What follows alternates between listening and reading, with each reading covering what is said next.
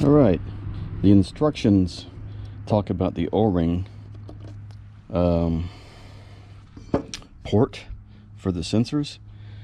Simmons Auto does provide 2 O-rings, and as far as the discussion, it says some aftermarket temp sensors are cut differently in the groove area where the O-ring goes and will not be able to use my O-rings provided.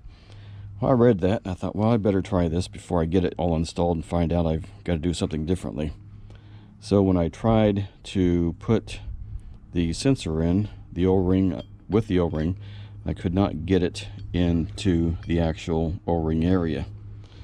Maybe I could if I'd forced it, but I didn't want to do that because that might just roll the O-ring up into a bad position where it would leak.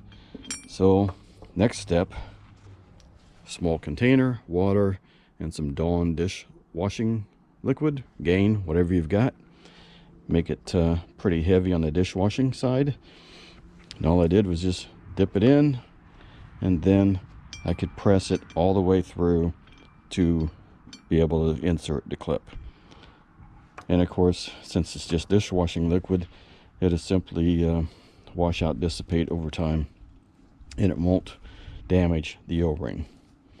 Yeah, you don't want to force the O-ring into the cut area so the O-ring kinks or curls up or rolls, because obviously then it won't seal.